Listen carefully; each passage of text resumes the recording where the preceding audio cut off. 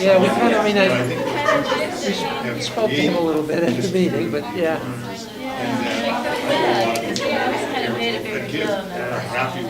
Yes. I know it's kind of like the sign of the times. So. Yes, yes. Yeah. Yeah, let's think about it. What do you think? What kind of things did you have in mind? I don't know. I mean, just at least, Yeah. Yeah. Yeah. can't make food, can't do any of that. Hi, how are you?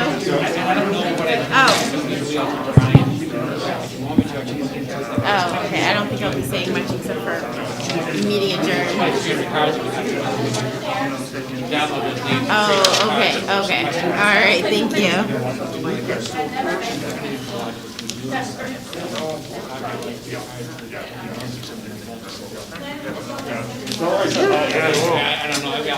Well, with me, so,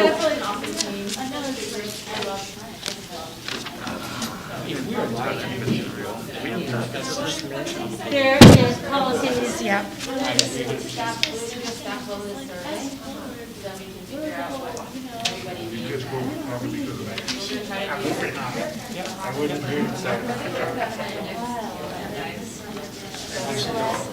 Elaine suggested that we actually put it on the agenda for our next meeting to invite him back to come. Elaine suggested that we actually invite Paul to come. Oh, we're doing something different. Yeah, Oh, I'm sorry. Like, we're moving back to the meeting. I just Shove the hot ball. Let me do a little work. It's so stupid. This is going to take forever. I just want to figure out what can we do. I know we're really tricky with the custodians that we want to speak to them, so let me just see what try to bring something. You know those last dates are going to Hey, we be have like. 5, 4, 5. Lisa's not going to make it. Hopefully she's remotely. So interesting. Yes, I came in late in the afternoon, so I didn't get a chance to look at them. Did you get those, Sue? Yes. Yes, they were great. Yes, in fact, I stopped watching MSMA and watched all of those. You really have to dive in. They were, That's where my brain has been the Yeah, last 2 weeks of just trying to make sure that was. Oh, yeah. I loved it. I'm eager to see them, and I'm sure they're awesome. I think I missed, mine started glitching in one of them, but for the most part it was, but The Stevie video was a little rough. There was some edits that were just a little chunky. So maybe it that may was, not have been your computer, it might have just been the. well, my computer is one of the old ones, so it's kind of glitchy too, so it could be either. Our internet is also very glitchy. Whenever it's windy, we don't have good internet. Sure, we need to Yes, it was. holding your breath intense like that. This is the second year in a row I haven't had a rake leaf because the wind just blows it all into the woods. Unfortunately, I blew leaves on Saturday, and then Sunday when the wind picked up again, they're all over my yard. Came down. We just look up there at all our oak trees that are hanging onto their leaves for dear life and go, And they was like, I thought you said you blew all the leaves. Like, I really, you really did. I promise you. You know. It wasn't.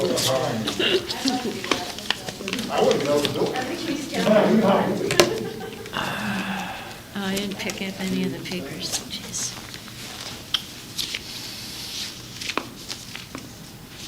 Oh, we're getting closer. Give it another minute. At 7 o'clock. I would like to call this meeting to order, please. As you are willing and able, please rise for the Pledge of Allegiance.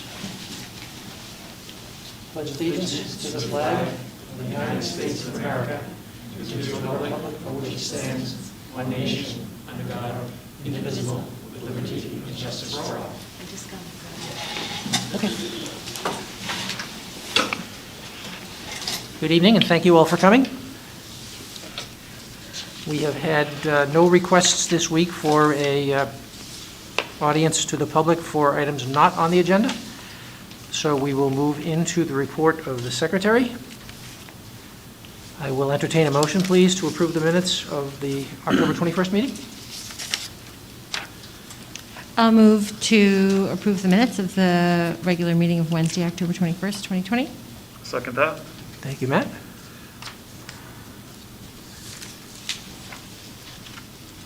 Anyone have any comments or questions about the minutes? Corrections? Once again, it's a fantastic job. Lots and lots of information. Yep.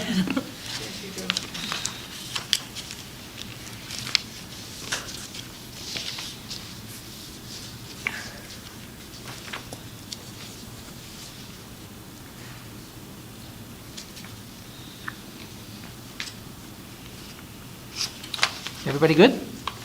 Okay, excellent. Nicely done. In that case, all in favor, please. That is 5-0. Which brings us to the report of the chair. Our next town officials meeting is scheduled for the morning of November 18th. That's a Wednesday morning, and I believe it is going to be done remotely and at 9:30. If board members don't have the information on that and would like to attend, please let me know. It wasn't an invitation out to everybody. Okay, I excellent. was trying to do that. Make sure Excellent. everybody gets a copy of that, just as open invitation. Excellent. I'm sure most of you are aware that yesterday was Election Day, and in South Berwick, we elected a new board director. So it's my pleasure to welcome Heather Holland to the board. Hi there.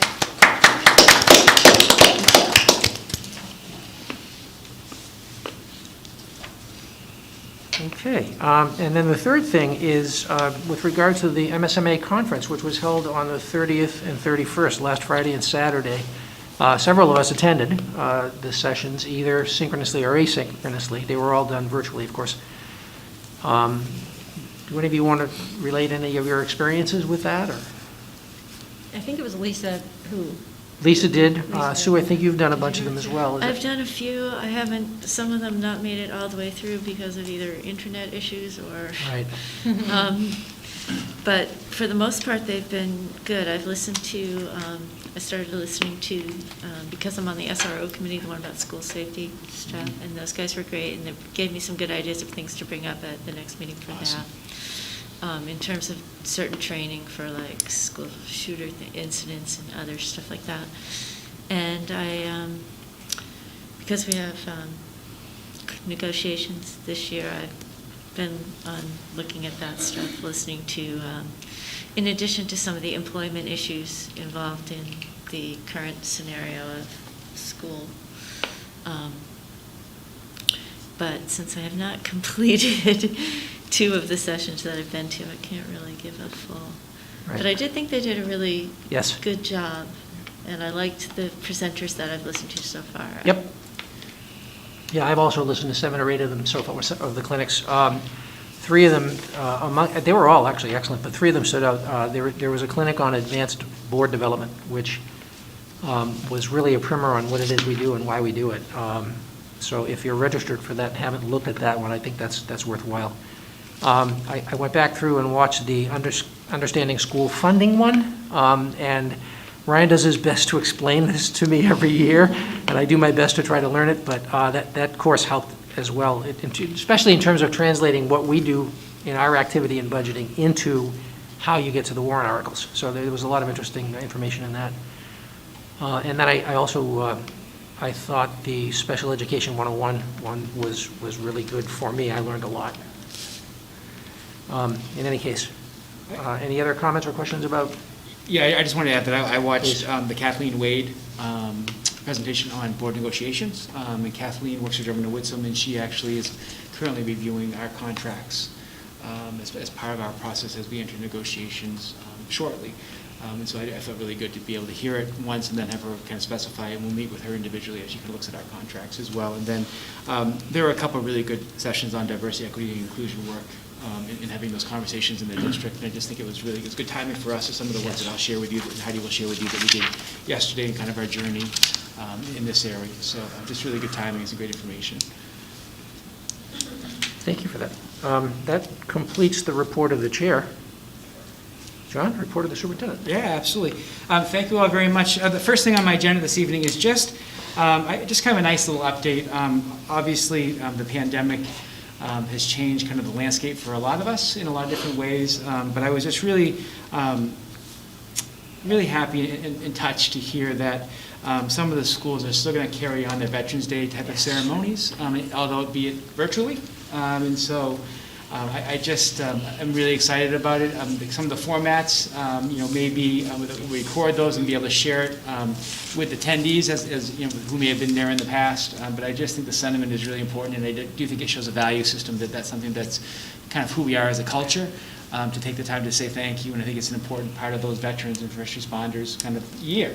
And I know, for instance, Kathy Locke shared a story with me that one of the veterans was heartbroken that they wouldn't have the assembly this year, and for her to share with him that they would be able to provide that form and be able to send him an email or a link to be able to watch that. It meant a lot, and so I just think it's a great thing that we do, and I do think it's, when we talk about empathy and thinking of others and thinking of kind of the bigger picture, that's an important message for our kids to learn at an early age, and so I think that's one of the ways when we talk about, those kind of non-traditional ways to learn, the big project learning, this is some of the things that we do as a district, which sometimes we don't recognize really what the true value of those are. So, Jerry, did you want to add anything, or Nina, about? Well, we're going to, I don't know what it's going to look like, Yeah. but we're going to do one at the Great Work School. We're going to have an all-school assembly, a virtual assembly. Janice Morrow, we're going to put things on tape, and so we'll be, she's got a chorus, an after-school chorus that she's doing virtual, so there's going to be some patriotic songs. We have all our kids, or all the kids that wanted to, write essays of what veterans mean to them. The kids have submitted that work, and so we're going to have those read to.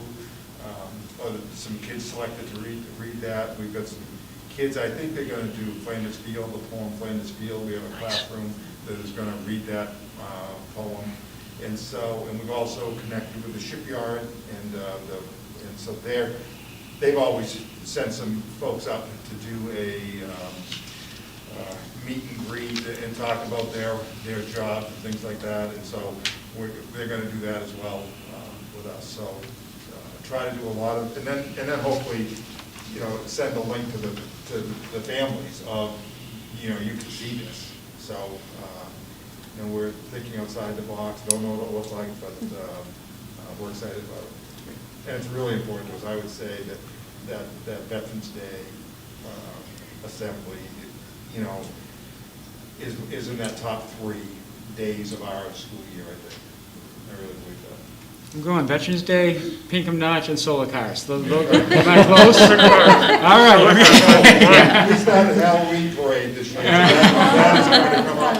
Solar cars may be bumped. Thank you. So I did want to share that news with you. I just think that's a real positive note, and I just think it shows, the sentiments that we've had since March is that if we can keep humanity in our, in the center of the decisions that we make and try to keep ourselves out of the center of the circle, we're all going to be better off in the long run. I just think this is an example of trying to model that and really showing value. So thank you for letting me share that. The next thing on our agenda is a board orientation executive session, and what does that mean? And so periodically, Drummond and Woodsum in the past has kind of come in and sat down with the board and myself and just had a conversation around what are the board's roles and responsibilities, how do things work, what are the changes in the laws, what do things look like, what does the executive session look like what do the codes mean, and just really kind of going soup to nuts around the board's role and responsibilities. And so we did this, if I'm not mistaken, about 16 years ago. It was Dr. Bearden's first year. We did a retreat with Drummond and Woodsum and kind of did the same type of thing. And then I believe Mary's first year, she did some work with the board as well. And so I just think with the turnover that we've had, I just think it might be a good time to kind of reset ourselves and take some time. I have asked Dan Rose if he would be interested in doing that. And so Dan is one of the lead attorneys at Drummond and Woodsum. The thing I like about Dan the most is that he's knows the law inside and out, but he can do it in a way that's commonsensical, which I think is really important. Sometimes you get kind of tied up in legalese rather than here's the big picture. So let's keep the big picture, then let's work down to what the law tells us that we can do, as opposed to getting so stuck in what the law and the rules are at times. So Dan is willing to do that, and I wanted to throw out the date of December 2nd, and we could do that as an executive session. And Dan asked that we do that in an executive session. We could do that from 5 to 6:45 virtually prior to our next that first board meeting in December, if that would work for everybody. So I guess what I'd like to know is, A, does the board feel like that would be a worthwhile use of our time, and B, does that time frame work for everybody? Because that's Tremendously useful, I think. I mean, Yeah. That would be great. 4 of our 6 board members are in their first terms. Yep. So Yeah. I think that's very useful. With a for new us to do. superintendent, so like that's just tricky math, so. In a pandemic, which is a whole nother layer to add on top of it all, so I just think there's a lot going on right now for us all, so. So it sounds like we have That would be consensus that great. we would like to do that. Yeah. That's good. Would December 2nd, 5 o'clock work for everybody?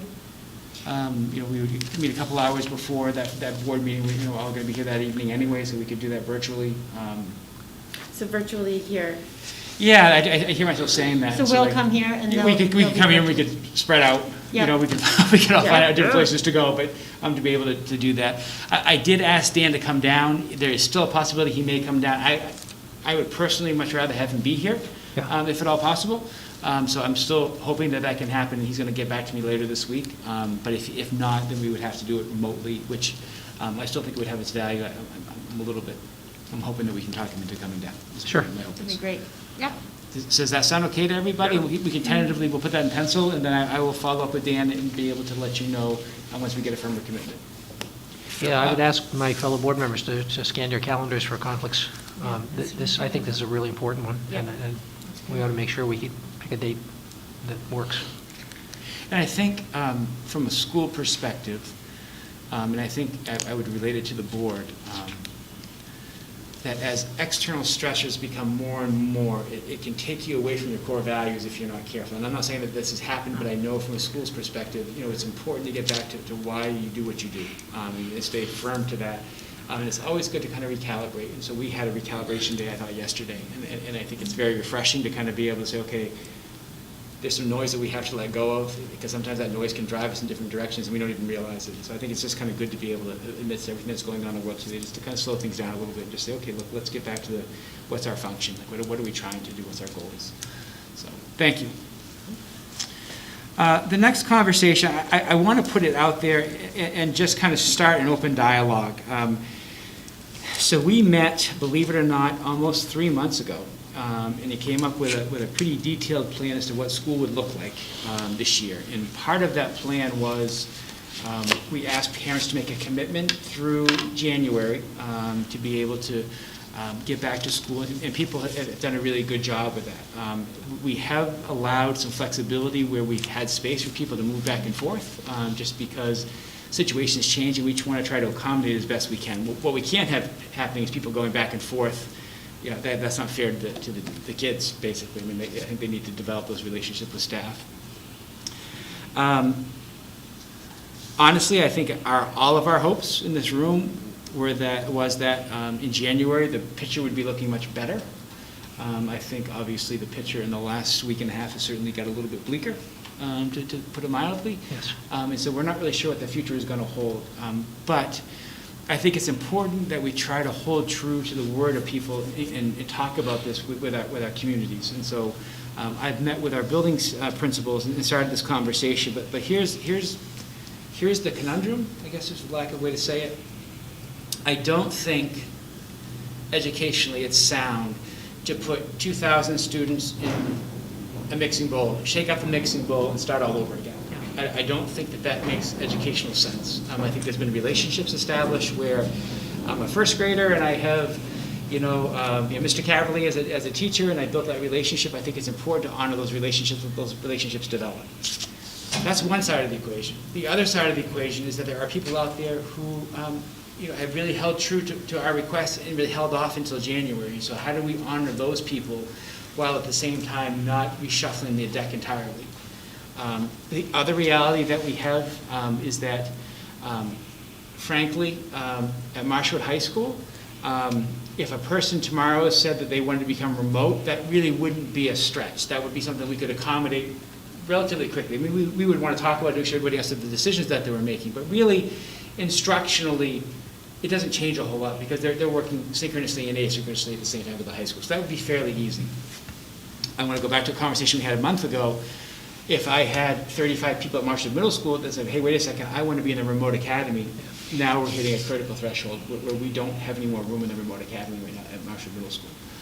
And so we are trying to come up with some solutions to be able to offer some opportunities for people that may not be exactly what we have in place right now, but if we're trying to be mindful about if people really feel strongly that they want to be out of school, and learn remotely, we want to try to accommodate as best we can.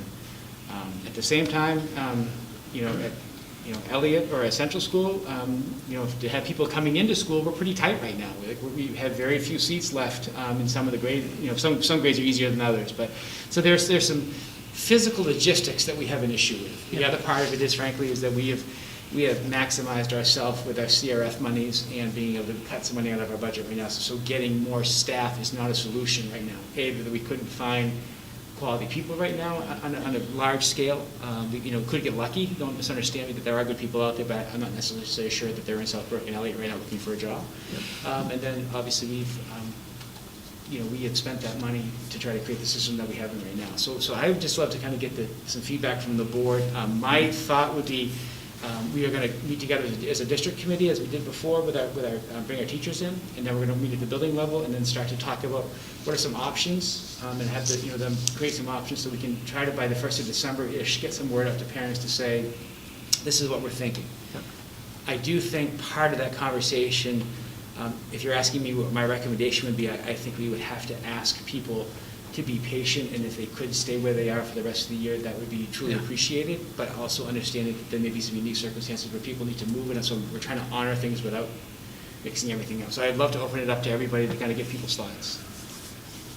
Just trying to give you the whole picture, because it's tricky. It's going to be, and yeah, sorry, the last thing is we don't know. I mean, following the capabilities of what the staff, what we have to offer administratively and from the staff, is it an opportunity to maybe provide a survey to potentially the remote learners, students, and families to kind of have an understanding about, okay, what numbers are we even looking at? Yeah. Some people may come back and say, yeah, no, we're going to stay remote, and you might get a percentage of people saying, yeah, we would consider it, and then another percentage may say, okay, yes, I would definitely like to, pursue an opportunity to have a discussion. Yeah, and so I think that's absolutely, and that's part of the conversation that we had. So like what I don't want to do is I don't want to create this, I want to go back to the summertime. Forgive me for jumping around a little bit, but I want to go back to the summer. And so when we did our survey, people expressed concern that they were never given the option for a full return for everybody to school. And like, why did you never ask that survey question, was a question that I got. And so I'm a firm believer in, if I'm going to put that in a survey, I want to make sure that's deliverable. And so I don't want to put something out there that I can't deliver, because now I'm creating an expectation that isn't real. So no matter what I did, there is no way under the CDC guidelines that I can bring 2,000 kids back to schools on a regular basis. I can't do it.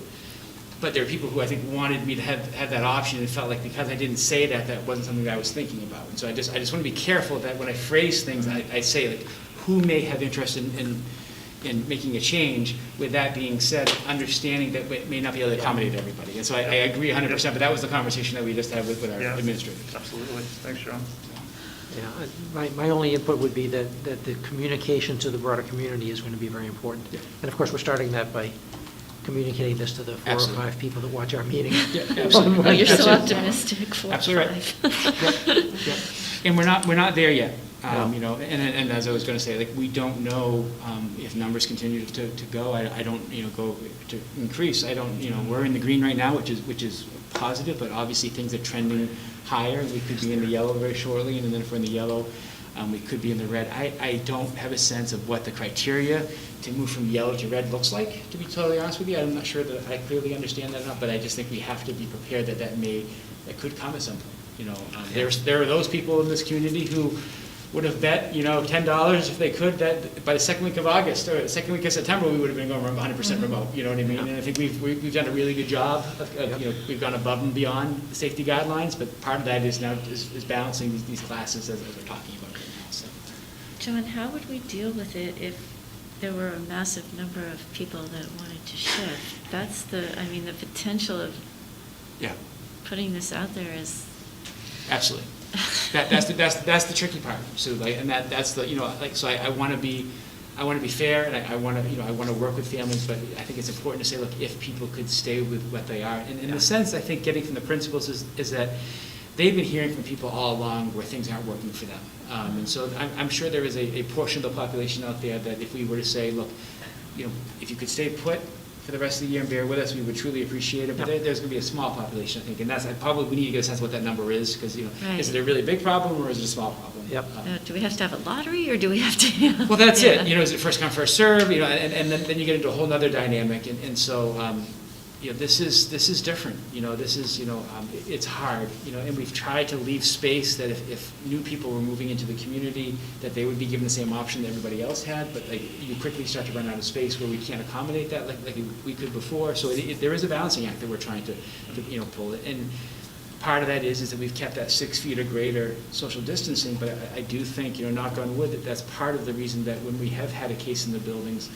that distancing, that's important. Those safety protocols are important, and we put safety as our top priority all along. And so I just think, as you said, it could be, that's what keeps me up at night right now, exactly what you're talking about. Does part of me wish we would have said make a commitment for the whole year back in August? Yeah, there is a part of me that feels that way. But It's a challenging offering. It is. Yeah. It Because, is. you have It's the a rabbit academic hole. piece, you have a social piece, you have maybe a piece that's really not being understood as well, under the roof where, a student could be succeeding academically, and there's an unknown social, or mental health piece or something like that. It's an interesting dynamic.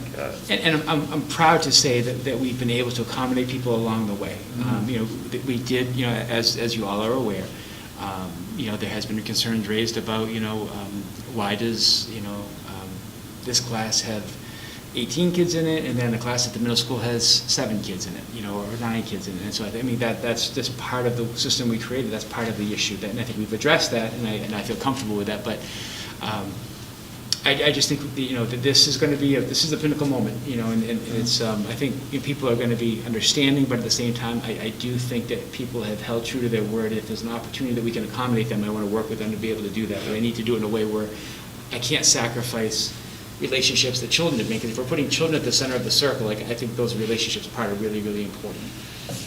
So, I think too, who knows what could come down the line with cases going up in winter and everything. And I think green, yellow, red could totally go out the window anyways. Like it might even Absolutely. be a month from now that's not even a thing. It might just sort of make the call. We have a potentially new federal situation that could be happening in the middle of winter, so who knows? Yeah. So I feel like it's a lot of unknowns to go and make a whole new plan with all these yeah. And I got to be potential unknowns at a state Absolutely. level or federal And level. surveying is a difficult thing, because if you're putting out things that people didn't consider, then all of a sudden you've just introduced Yeah. the X factor. And So part of my thought process is we may customize that survey at the building level, Okay. because I think each building is very unique in what they can accommodate. And we're not there yet, but I think that's a part of the conversations I want to have with our district reopening committee, because it is, there is some things, and I got to be 100% clear. I mean, our community has been extremely supportive, and so I know.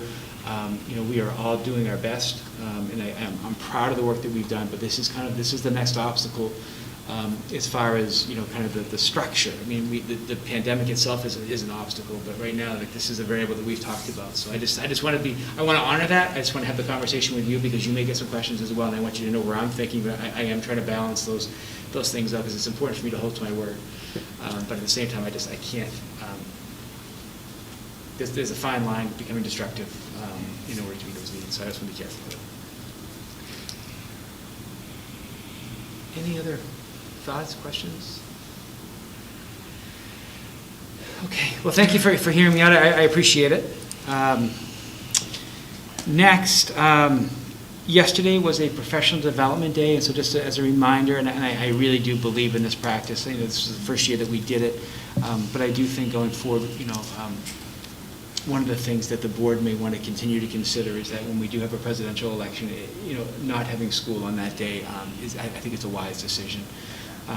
To be at Marshall Middle School yesterday, the town of Valley did a fantastic job, but that place was hopping yesterday, and so I think just taking the pressure off of having staff, having students, and disrupting the students' day, I think it was a very, very valuable professional development day, and the students still get 175 school days, so it's not like that they lose out.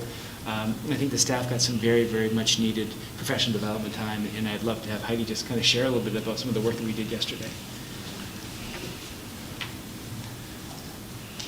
So as John said, it was a great day. It was the first time in a while it felt like that we all came together as a whole district and did basically the same thing. We did a lot of work across buildings, and we all shared we went through the same diversity, equity, and inclusion set of activities, which I think John shared some of that with you, some of the videos.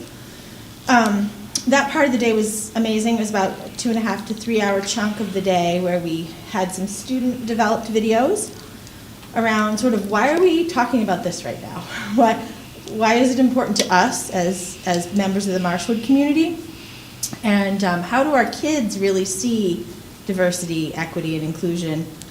And what does that mean to them? And it was just really important and powerful to have their voices kind of be at the center. And that prompted some amazing conversations among teachers. I think I was able to pop into every group's meeting at least for a few minutes. And a part of that work was about an hour in each building with Jermaine Moore from the Mars Hill group, consulting group. And I don't know, has the board met Jermaine? I don't know that they have. Some people have. Some people Not have, everyone. yeah. He just did such a fantastic job. He's just such a calming presence, such a thoughtful man. And I was really pleasantly, not surprised, but just pleased, I guess, that the staff really seemed to enjoy that part of the day. We had a lot of anxiety, I think, going into it that people are stressed, it's one more thing, is it too much to do, is it hard for us to step away from pandemic land and talk about something else? And I think we all felt strongly that it was important for us to step away and talk about something else and talk about sort of why we do this work and the incredible value it is for us to think about being educators and educating all kids. And so hopefully the staff is invigorated as we all were as leaders when we dug into the work. So that part was great. And then we also, sort of as a parallel structure, we're trying to continue to softly prepare teachers if we should have to go fully remote. So we did some work with Rena Friedman from Research for Better Teaching. She did a session on skillful remote teaching. Almost all of our elementary staff participated in that, some of our middle school staff. She'd previously worked with our remote learning academy teachers. She does a nice 2-hour session on just kind of core principles and good teaching is good teaching is good teaching. Don't forget what you know works with kids, works remotely, works in person, giving teachers some really good tips on student collaboration and engagement, so that was great. And then another thing we've tried to prioritize this year after what we learned in the spring is making sure teachers have the tools that they need, whether they're in person or remote. So we've been working with IXL and with Newsella, which is 2 online platforms for content delivery in different capacities. So we had some little sessions with them as well, just to get the teachers up to speed on functionality of different programs that they can choose to use or not use. It's just tools for them. And then aside from those things, the rest of the day was really about mental health for staff and just reminding them to take care of themselves and breathe and don't lose sight of your own personal wellness in the craziness of the mix. So I think it was a full day, but all the feedback I've gotten has been really, really positive. So Excellent. it was, like I said, great to do a whole staff thing. Yeah. So I don't know if you all want to add anything. Yeah, just what you said, we had at 2:30 was our staff meeting where they had 6 hours in front of a computer, and I'm like, oh, everyone's going to be so tired. And right at 2:30, everyone kept saying how thankful and proud they are to work here and to be part of this community. And it was just, they could not stop talking about being thankful for the DEI work. It was astounding. They were, so it was just really powerful to see just the after effects of that. And even after a very long day, they were just, it was amazing. So thank you. That just was the highlight from a lot of, just all the work, and they're just ready to, they want Jermaine to move in. They're just like, come on, we are ready. We're going to fight you for. I would just echo the same. I have to say that I was really impressed with the voice of the young people. It was amazing. If you had a chance to watch the video and listen to how eloquent they were in telling their stories. It was really impactful for me personally and for my colleagues at school. So it was a terrific day, well planned, team did a terrific job. And I'd go along with that. I think that, you know, when you could use your own kids, you could use your own faculty. I mean, like with those videos. It wasn't from someone that made this up in New York City or in Seattle or something like that. These were our kids. And our teachers were saying, oh, I had that kiddo in school, I had that kiddo. It's just that connection. And I'm going to go, I know John talked about the having the election day off. I want to go one further, although I won't be here in 4 years. But, you know, I would say have the Wednesday off too. Because of the election, I got like an hour and a half sleep. And with all the questions the kids ask. So I just think I want to go back to, you know, what my 3 goals for the district were. And so my you know, 3 goals are first of all, dealing with the pandemic, and obviously that's something that we have to live every day is where we are in this country and in the world right now. I think we need to develop and live the DEI work that we've committed ourselves to, and how do we create that environment where everybody's safe to learn, and we can differentiate to meet different people's needs and understand that everybody's needs are different. And then the last part is to help manage staff and student mental well-being. And so the approach that we've taken with the staff with that, and I'm going to forgive me for the analogy, but a long, long time ago I was a lifeguard, and really the mantra of a lifeguard is you can't save yourself, you can't save somebody else if you don't save yourself. And so giving staff the ability to recognize their stressors, to be able to help process through that, giving them an opportunity to have a place to go and talk if they need to have those services available, which we have set that up already.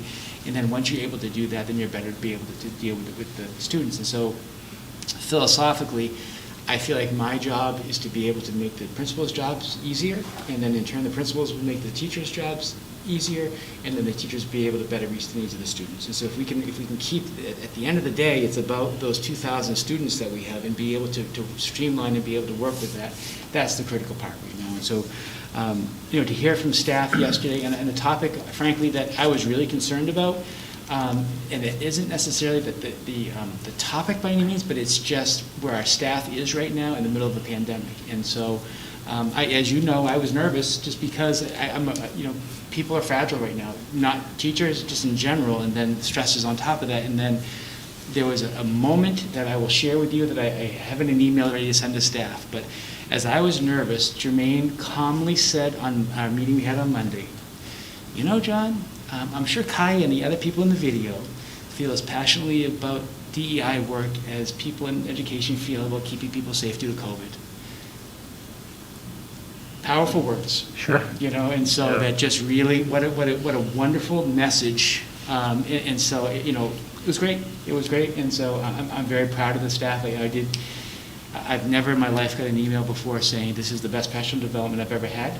And that did happen yesterday. And not that it was perfect, but just to hear that from people in a stressful time, and it allows us to come back to what the core is.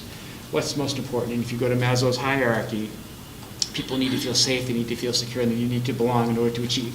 And that self-actualization is at the top. And sometimes we focus so much on self-actualization that kids can do math and kids can do, you know, can read and they can pass AP exams. Yep. And we forget sometimes that at the bottom of that pyramid is the most important part, and that's the foundation that's built on. Yeah. And so really, some of the work that we're trying to do in this district right now is really focus on the bottom of that pyramid right now is the critical part.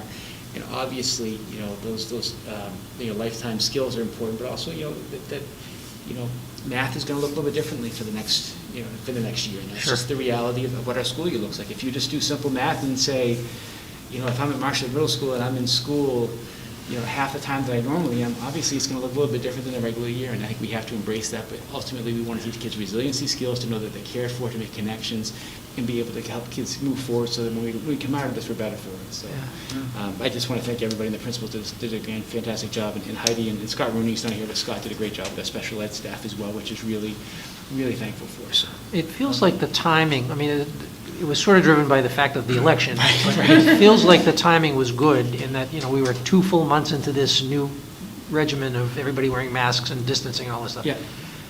Ought we to look for an opportunity at some point in the spring, in February-ish, to do a kind of a repeat? not necessarily the same topics, but look for a place to put a day in where you could once again focus on. Are you reading my notes? Because there's a segue here, I promise there's one coming. So Heidi did a MEF grant, and part of that MEF grant was that we were able to get about 350 copies, 400 copies of the book stamped. We did a stamp the adolescent version. And so what we are going to ask now is that over the next, each building's going to do it a little bit differently, but I'm just going to speak in broad terms, that we're going to probably break these books down into chunks of 5, and there's 5 sections. And we're going to ask staff to read this once a month, and then we're going to incorporate this into our faculty meetings. And so the staffs and faculties can start having these conversations at the building level. Nice. While at the same time that that's occurring, we're going to now start to work from our diversity, equity, inclusion a task force. We're going to start to develop what the building mission looks like. Jermaine's going to be working with our administrative team around, let's start talking about where's a good place to start, and implicit bias is probably going to be the area that we may land on sooner rather than later. And then Heidi, I'm just so thankful for the work that she does. She actually met with the social studies department, a student, and Chika Ndowagibe, who came about a month ago and started talking about how do we look at curriculum through a different light, and Chika was part of that conversation. And then we're going to test out 3 or 4 different instruments that we have as we review the curriculum. And it's not just about one course, but it's about trying to find an instrument that may make the most sense, and then it's kind of a pilot. And then once we have that instrument in place, as we start to do a district-wide curriculum review, we'll have an instrument to be able to use together. So there's a lot of moving parts right now.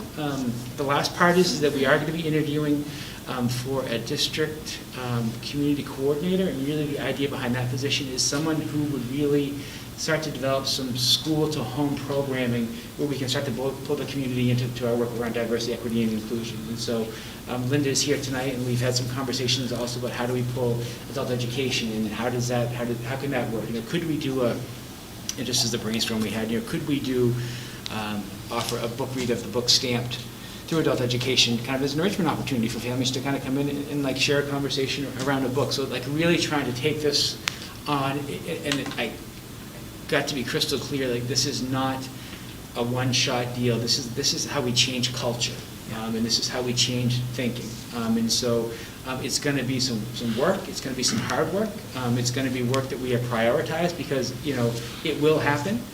And so we are going to begin that process. And yesterday was a first step in a long journey, but I just think it was a really good first step. And so, as I said to you all on Monday, my fear wasn't about the conversation, is that I didn't want to lead a misstep, and so that we would become, we wouldn't be able to go forward with a lot of momentum. And I think one of the things that I feel is that coming out of yesterday, we have some good momentum, and our staff has been fantastic around that. So I'm really excited about the work that we're doing. So I'll pass these books real quickly to you all. And this is the adolescent version. Thank you.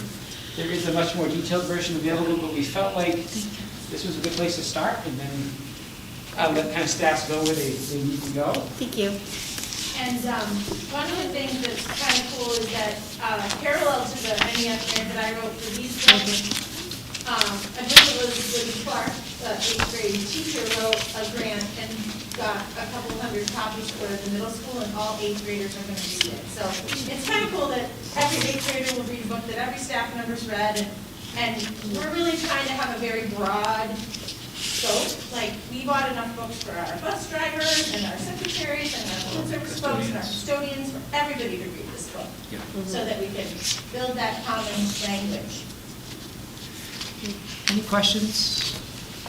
No, I just think it's fantastic and such a wonderful, well thought out, and I said it before, but I think it could have been so easy to just say, we got to do something, so here's what we're going to do, and miss the mark. And this feels like it's very well thought out and careful and in it for the long haul, not a Band-Aid type of thing. So I appreciate that.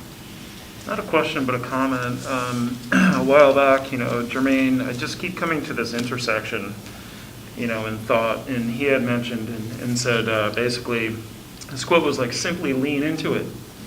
And everything that's, coming about, to the table is just, I've referenced that quote. And it's true, just lean into it and almost like, make a difference, but you have to protect yourself and protect others, and so thoughtful, and he just seems to be quite an inspiration, both spiritually, and mentally, just, such a grounded, person to be able to provide such an influence. Yeah. Yeah. One of the conversations we've had a lot, Matt, is to say that people are going to enter that circle at different points, and we need to be mindful of that. And the work is non-negotiable, but people are going to enter where they enter, and we've got to create that safe environment and be able to say, like, this is the mind frame that we're going to move forward with this. And I think that's one of the things that Jimmy has been able to do, is have those conversations where people don't feel threatened.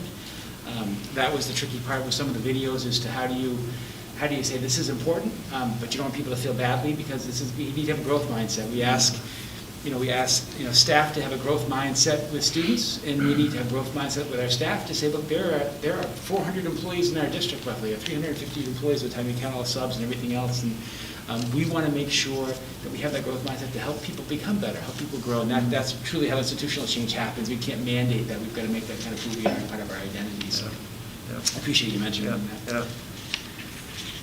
Just one other quick, sorry, I have number 5. I have the resignation of Val Broccoli. So Val has been a long time administrative assistant at the Marshall Middle School.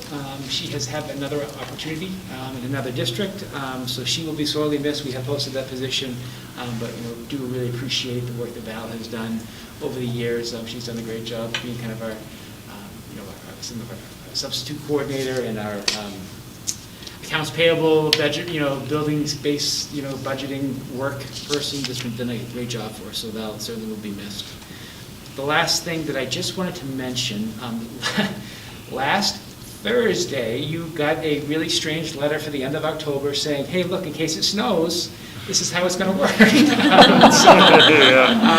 Wasn't so strange. Yeah, it was, I couldn't believe I was calling Jay Rademacher, before Halloween and saying, hey, if it's a snow day tomorrow, what do you want to do? But so just to add some clarity, Blizzard Bag Days has been a conversation that's kind of come up a lot, and not here, but just kind of across the state. So what Blizzard Bag Days basically are saying, hey, look, tomorrow's going to be a really bad day to travel. Why doesn't everybody have a remote day today, and then everybody could learn remotely? And so some districts really feel like that's a great solution for them. So we did some research, and right now, the requirement for the state of Maine is if you're going to have a school day, you have to offer the lunch and breakfast. And so we don't have the opportunity to do that right now. And frankly, I think that's a big step for our staff right now, to ask for a remote day on a moment's notice like that. I'm not sure about necessarily the planning and the quality of education those kids may get on that given day. So we're going to maintain that traditional snow day kind of format. With that being said, I will look into some the possibilities of some shelf-ready foods that may be available in the event that we start to get inundated with one of those winters where we have 7, 8, 9, 10 days, so we're not going to school to July. But just to know that I will continue to look into that. But I just at first brush, I think it's important to keep that status quo. I don't want to set the teachers up for failure. I want to be mindful of the work that they're doing. I also want families to understand that there's a reason for that, and the food is a legitimate piece to this puzzle. That being said, I will continue to look into kind of going forward around are there some other options that we can look into. It has come up at our superintendent's meeting a few times so far. So what will happen with the remote academy? Just a day off for them as well? Yeah. We just in order to keep. So that was the other thing. So as you know, I can see that coming up. I get a lot of. I do a lot of proofreading before I send things out, because we all have strengths in the world, and some of us are stronger than others in writing. So I sent the letter that I sent to Ryan. He looked at it and he came into me. He's like, why would you have the remote academies have a 2-hour delay? Which is a great question. I said, well, the reality is we have remote academy teachers that come to school every day and teach remotely.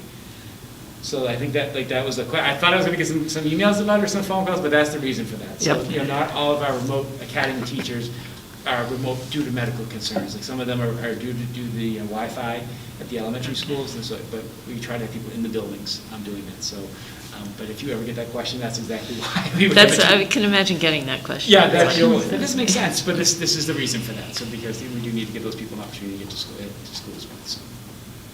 That is the end of my report. Sydney, you are up. You have double duty tonight. Yeah, I do. So first of all, quarter one is ending on Friday, and the freshman and junior classes have their class officer elections. And Interact is holding another beach cleanup on the 20th in York, and they've also started volunteering at the Southburg Food Pantry and the Dover Soup Kitchen. GSA is creating a rainbow slideshow to show support for the LGBTQ community, and students can take a photo of their favorite color so that GSA can include it, and it's going to be shared with all the advisories at the end of December. Cross country had their first home meet, and probably last actually, but against Noble and Kennebunk on Saturday. The girls team won, and they're going to be competing in the York County qualifying race tomorrow in Noble, and the boys team competed at the same race today at 3 o'clock. Boys and girls soccer are playing Kennebunk today, and they both beat Wells on Saturday. Football has a home game against Wells tomorrow, and field hockey had their senior night tonight against Kennebunk, and they have a game on Saturday against Sanford. I'm sure, as you all know, volleyball got a new court. It's a beach volleyball court, and they're all very appreciative of it. And they said that it was getting a little difficult to adjust to playing on the sand, but they still love it. That's it. Can I just add a quick note that you may start to get questions about, but the Maine Principals Association has not offered a solution yet to what the winter sports are going to look like, if they're going to be able to have those or not. What they have said is they will not start on, I think it's the 16th was the original start date, but they will not start on that date. So when we know more, we'll certainly share that with all of you. But at this point, there isn't clarity. So we'll see what happens. I think one of the issues is the indoor part is a struggle, and there's also some concern from some of the sports medicine, publications around the country that participating in athletics when you're breathing heavy and having a mask on is a concern. And so I think there's some areas that they're trying to adjust around that. The one issue that again has come up for us this fall, which is really difficult and sad, but is with the governor's order to keep gatherings less than 100, that has prohibited us from having parents from attending games, and so we try to live stream those as best we can. Now, I believe it was on Monday, the governor changed that to the indoors now less than 50. So obviously, if we do have winter sport at this time, probably the crowds will be affected by that again. So that would be a little bit different management part. Part of the conversation with that, though, is that, for instance, here at the high school, we have about 30 desks in the gymnasium where kids can eat lunch, or they might have a study hall. And so the reality now is that if we do offer some activities in the gym in the wintertime, there's going to be that transition that we have to do every day, which is another layer that we just have to be mindful. Like things you wouldn't have thought of a year and a half ago is something you have to deal with here on the local level. So once we have some clarity, we will build a plan around that. I will have Mr. Buzzell come and share that with you once we know more. Great. Sorry, but that just came up. Thank you. You're welcome. Okay. That brings us to correspondence. We do have an item of correspondence that I wanted to mention. The week of October 19th was Bus Driver Appreciation Week, and the district provided our bus drivers with a special brunch during the course of that week, and we have received from them a lovely thank you note signed by, I presume, all of the bus drivers for that recognition. Heather's here right now. Heather, thank you. And I think one of the, they're there every day and they're doing their thing, and I just so appreciate all the work that they do. And this is one of those infrastructure things that just, it's tricky, and we've been able to find a solution to be able to make it work, and just, we have good people that work hard. And Heather, you do a fantastic job, so thank you very much. Yes. Well, they're very thankful too for everything that you guys have done for them and your support. So it's their job a lot easier. Great, thank you. Thank you for that. That brings us to the report of the committees, the Finance and Facilities Committee. I always read that backwards. Next meeting is scheduled for November 18th, so that'll be in 2 weeks. The Education Policy Committee did meet on October 28th. I was not able to attend that meeting because I had a work conflict. Who among us did? Jen, you did. If you wouldn't mind reporting. No pressure. Flying solo, so feel free to add or cut me off. So we met on October 28th, and we reviewed 4 policies that we're putting forth for first readings and discussion tonight. They are the LAU plan, IHBEAR. There was some changes that resulted from an ESEA audit last winter. The next was policy AC, the non-discrimination, equal opportunity, and affirmative action. There were some changes to some of the language and recommendation from Drummond Woodsum to the policy there. And then policy ACAB, harassment and sexual harassment of school employees. There were some language changes and cross-references changes there that needed to be made. Which brings us to ACABR, which is the employee and third-party unlawful discrimination, harassment, and Title IX sexual harassment complaint procedure. That was a cross-reference also from ACAB. Yep. There was a title change there, and also some changes regarding some things at the federal level, is that correct? Yes. Regarding, okay, intent and effect in regard to some more leverage for the person who might be accused. Great. And then we briefly discussed 4 other policies that we need further review and some clarification, so those will be discussed at the next meeting. Yeah. What else? No, that's perfect. Okay. We did dive a little bit into the immunization policies Yeah. and looking at that. Those are some of the things we're going to look at the next meeting. Obviously, in the midst of the pandemic, of just kind of looking at the immunization, what our policy is, and obviously looking at state law and see how that changes. So there has been some information that's come out from the state in the last week or so, not necessarily dealing with COVID specifically, but around the same conversation that I do expect as the vaccination starts to become more of a reality, there will be some questions about how the state handles that, whether that will be a mandated immunization, as they do for a lot of other things. We did not include ACAA, which ACAA is basically the complaint procedures for students. The reason we didn't include ACAA or ACAA-R, which is the procedure for that policy, is that there's a cross-reference to guns and violence, and the Governor Woodson and Maine School Management policies referenced that under the core values and beliefs section, and our policy references it under a student section, and so we just wanted to get some clarity. We'll review that policy to make sure we have everything aligned.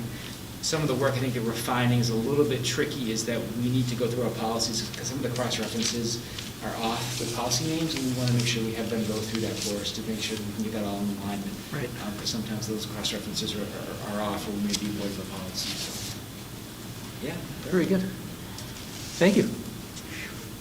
Well done, well done. That brings us to the new business section. And we'll start with the first of the nominations for new teachers. If I may have a motion, please? I move we nominate, oops, Go for it, Sue. I can't hear. I move we nominate Barbara Mundell, first-year probationary middle school teacher, BA01, $43,843, prorated to start date of school year 2020-21. I'll second. Jan, thank you. John, any comments? Yeah, absolutely. So Barbara's worked at the middle school for quite some time, and so this position is in our response to the remote academy issues that we've had at the middle school. And so, as you know, we're at capacity. We have, I think it's 120 students in that currently, 121 students in that currently, so we are not able to accommodate anybody more. I had mentioned when we met about a month ago that I was looking at some possible solutions for that, and so the solution that we came up with was a program called Edmentum, and there's a number of schools around the state that are using Edmentum as their primary form of education for students who are remote. And so what we have tried to do is create a situation where we have, I believe we have 30 or 40, I think 30 licenses, Heidi, that we purchased? Yeah, I think we are. It was either 20 or 30 to start with, that we can add. We can always add more. Yeah. But we have our own teacher who will help guide those students. The curriculum would be provided as an online environment. But Barb would be, their advisory teacher would be the check-in teacher. They would meet with the students over the course of the day.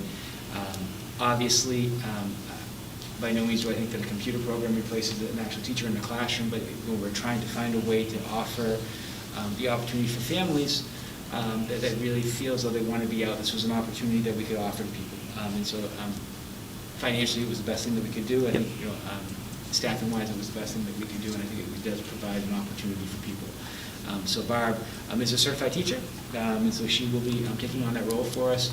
This position is going to be paid for partially through our CRF funds that we receive from the federal government, and then it will also be paid for by local funds that we've had to cut in different areas. And so we've kind of talked about that, things that we've had to look at, that we're going to have some savings in how we'll pay for that. So for example, we pay for part of this by knowing that we're probably not going to be running field trips this year. And so we budgeted money for field trips, and we take that money, and so remember, our budget's about $31 million, and so we can't spend $31 million, $31 million and $1. Like, we have to stay under that boundary. Anything that we spend above and beyond what we budgeted for, we have to cut from someplace else, and so that's how we've been able to do this. And so we've done that a lot to be able to put these positions in, because the CRF money is extremely helpful, but the problem is that money has to, I know I've said it 100 times, I apologize, but it has to be spent by December 31st. And so if it's anything beyond that, we've got to find a way to pay for it. So basically, 40% of the position we can pay for using CRF funds, but we've got to find another way to pay the other 60%. So that's the work that we're doing. So that's where that position came from. Any questions from the board? All in favor, please?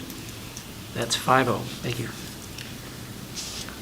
May I have a motion? I have one question, actually. What was Sorry. Barb teaching before?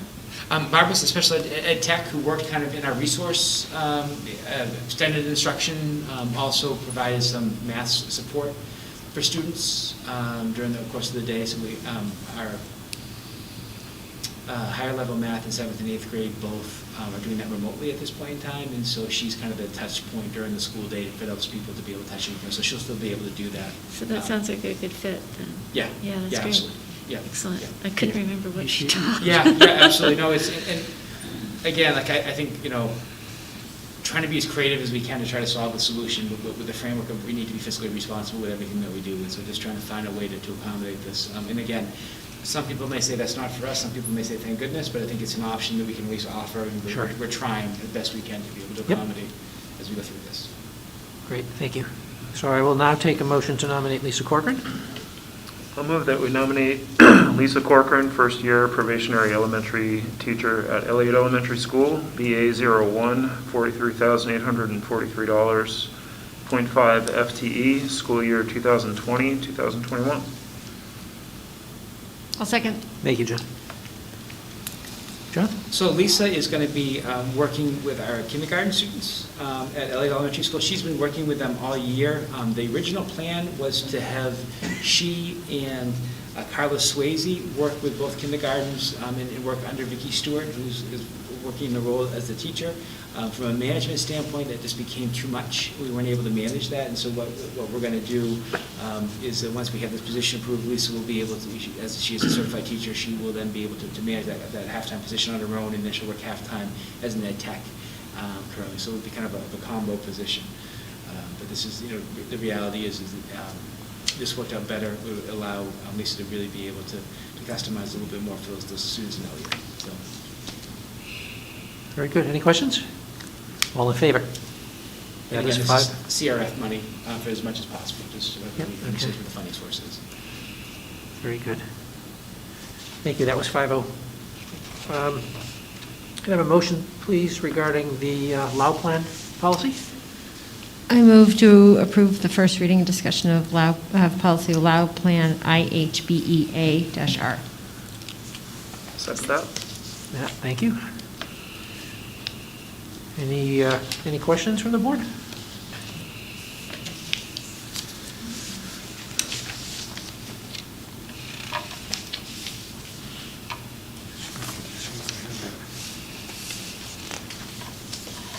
Jen, I think you said that the changes were around cross-references, or? No, the changes here resulted from an ESEA audit last winter. Is that correct, Okay. John? Yep, that's exactly correct, Okay. yeah. And again, Heidi and Scott have done a great job just kind of going through this and the Title IX work, just to be able to get clarity on this. And so there were some missing parts. Scott also did some work with making sure of how forms were handled. So we have the English as a second language survey.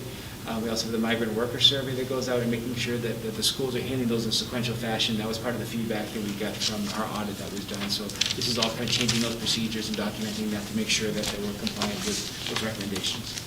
Great. Any other questions from the board? All in favor? That is 5-0. Thank you. May I have a motion, please, with regard to the policy AC? I'll do it. All right, I move to approve the first reading and discussion of policy non-discrimination/equal opportunity and affirmative action AC. Second that. Thank you, Matt. Any questions or comments from the board? There has been some significant changes with these policies. And so if you remember, about a year ago, we went through these with Drummond and Woodson. Ann Chapman came in and really kind of guided us, this is how we would do our investigations and getting some clarity around that. And I know that Mary and I spent a great deal of time going through that, and we did that work with the board. With some of the changes in federal law now, there are some changes that we had to make in these policies. And so these, as well as particularly the Title IX investigation and complaint procedures, there are some significant changes where now there's a couple of extra people added to the process. Okay. I believe it's the investigator, the decision maker, and coordinator. And then it goes to superintendents. Like there's 4 people kind of involved in this process now, where in the past it had just been 2. So there is some changes, and so we want to make sure that we have our policy up to date. There were also some changes at the federal level around what sort of qualifies as Title IX. So basically what the policies, what you'll see is they're going to require us to run 2 lanes. You have to run the Title IX lane, and if it falls under the definitions of Title IX, you have to play by those rules. If it doesn't, then you revert to your sort of non-Title IX harassment policy. Yep. So we have to kind of have both. Got it. Just add an extra layer for you. Yes, that's great. Because you don't have enough to do. Any other questions or comments? All in favor? That is 5-0. Thank you. Can I just add one about all of these policies? Some of the feedback we've got from Drummond and Woodson is obviously this is a big change. And so one of the things that we need to look at is doing some investigation training for all of our administrators of just how investigations are done properly. And so when you have all of these roles, we have to be mindful of that. And so we're going to be doing some training later this spring, this winter, and Ann Chapman will come in and provide that training for us. We'll do it over, we meet every Monday for about an hour and a half, and she'll be able to come in over 2 weeks and be able to provide that training for us. But so how does this all work? Because obviously our principals do the vast majority of our investigations. Yep. And so being able to train people to be able to do that, but also part of that would be is if a principal had to go do another investigation in a different building, we want to have that training done if that were to be the case. And so this is how you have to manage it a little bit. So. Thank you. Okay, that moves us on to the ACAB policy. May I have a motion, please? Was that 6? Are we on here? 5. 5? Okay. I move to approve the first reading and discussion of policy harassment and sexual harassment of school employees, ACAB. Second that. Matt, thank you. Okay. Anything further we need to discuss about any of this? I think we've covered it pretty well. No questions? All in favor? That is 5-0. Thank you. And then lastly, among the policies is the ACAB-R. Do it again. I move to approve the first reading and discussion of policy employee and third-party unlawful discrimination/harassment in Title IX sexual harassment complaint procedure, ACAB-R. Second that again. Matt, thank you. This is just the complaint procedure. Yep. Okay, any questions? All those in favor? That is 5-0. I still don't understand why they have ACB-R, but they wouldn't just be -P for procedure, but it's R. So anyway, that's just the way it is. So. That is kind of weird. Last item under new business is yet another nomination for a teacher. May I have a motion, please? Sure. I move we nominate Christine Edgar, first-year probationary Spanish teacher at Marshwood High School, MA 16, $77,377. I'll second. Thank you. Jen? John? So, usually a good sign when you're a superintendent and you have to do a reference check is when you call the other superintendent, they say you can't have her. So that was what I was told by the Hampton superintendent the other day when I called about Christine. First of all, just to get a high-quality Spanish teacher is remarkable. Those are really tough positions to fill. And then to also have someone who lives in the community, is excited about joining us, understands who we are as a district, is really excited about making an impact not only in the Spanish classroom, but also in the culture of our buildings. And so, highest praise that I received about Christine. She's clearly excited about being here, so I think we're really fortunate to have her and to find her in the middle of the school year and be in Spanish. I think we're very, very fortunate, so I highly recommend. Great, thank you so much. Any questions? All in favor? That is also 5-0. That's the end of the new business. Before we adjourn, would our administrators like to update us on anything? Jerry, do you want to start? Yeah, I think the theme of the year is just being in awe of our staff. I don't care what we throw at our staff. It is just, whether it's, okay, we need to have a new duty schedule. To the cafeteria workers, okay, no longer kids come to the cafeteria, you're going to deliver meals to those kids. I don't care what it is, and they just continue to do it, and do it with just what a wonderful attitude. Heather sent you a thank you note. I want to thank Heather. I called her today and said, Heather, need a bus. Okay, we're going to do a field trip to Vaughan Woods. I got a group of kids that want to go hiking on tomorrow. So Heather makes it happen. So it just doesn't matter what we do. It is just, we are so lucky to be in this, in this district. It's wonderful. The other thing is, I think this is my 28th or 29th year of principal. And every year, kids come to me and say, we want a Halloween parade, Mr. Bernard. We want to be able to, wear our Halloween costumes to school. I says, no, okay? It's about math, it's about reading, it's about science, you're going to be distracted, blah, blah, blah. Well, guess what? There's a pandemic this year. Yeah, and guess what? We had a Halloween parade, on Friday. Kids came with everything, and it was so nice. And I had, a couple of and we went out and we did a parade outside, so the fourth graders could see the fifth graders could see the fourth graders. The remote kids did the same thing. They had a kind of a get together, and then it was one of our teachers just said, this feels like an elementary school where kids are giggling and laughing and things like that. So again, we're lucky to be in SAD 30. Yeah. Thank you. Thanks, sir. So last week in the snow, we had our Monster Mash, which, the PTO, I just cannot thank them. They are amazing. And we usually do our Monster Mile, which we couldn't do the miles, we needed a mash, which we used our tent, and the kids were all under the tent in their cohort. We had a DJ and a big screen, and just like Jerry was saying, it just was fun. And instead of Halloween, we were in our monster gear out there doing the dancing and in the snow, and of course the most freezing day you can be outside with your Monster Mash t-shirts. But the PTO really didn't want to pressure our community to raise money this year. We usually raise over $30,000, so we were really careful. We didn't set any goals. We didn't do what we usually do with incentives, but we still made $25,000 for our school district, for our school to do wonderful things. So just so thankful for our community and our PTO. Thank you. Thank you. Tough acts to follow. Left the rookie. You should go first, since you're going to learn. Get there first. So, our kids have had a ball too. They really have. As you could see them, you'd be proud of the way that they've embraced the expectations around safety, maintaining social distancing, and keeping those masks on. I'd have never dreamt that they were able to do that at the beginning. But it's been so impressive, and it's because the moms and dads at home are reinforcing that message, and our teachers at school are holding them accountable for that. So that's good news. With teachers, I'm just getting started, but it's about being consistent with the development of our culture in the school. So much of the work that I'm doing at the front end is around goal development and norm development, which will lead to some good things for everyone, I think. And I've been asking these guys lots of questions almost on a daily basis. They've been so kind. But thanks very much. Thank you.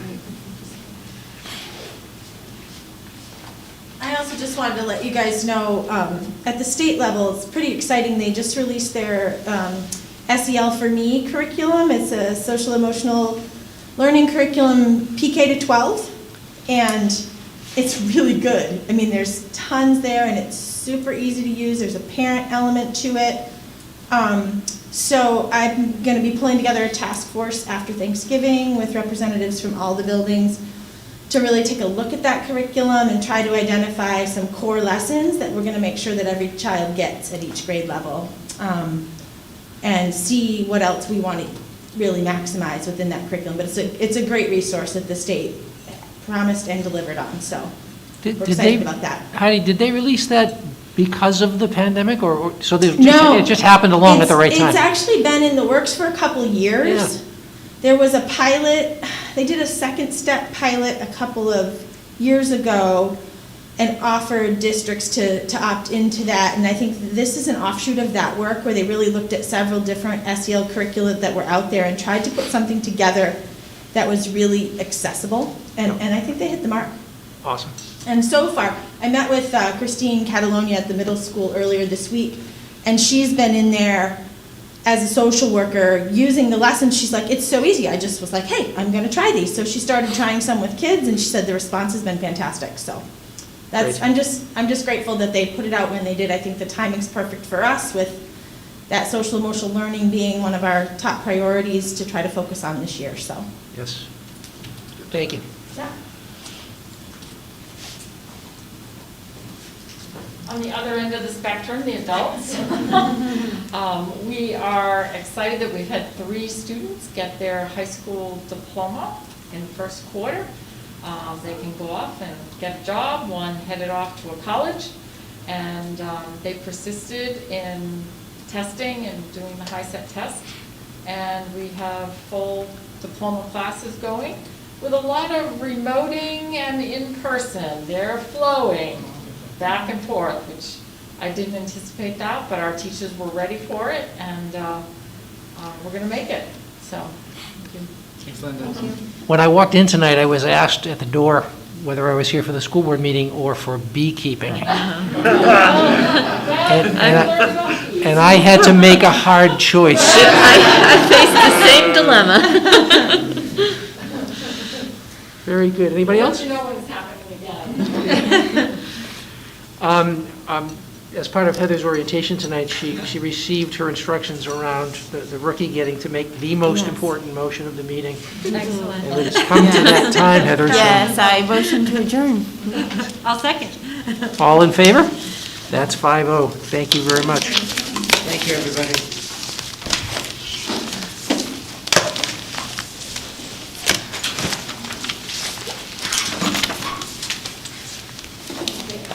Thank you.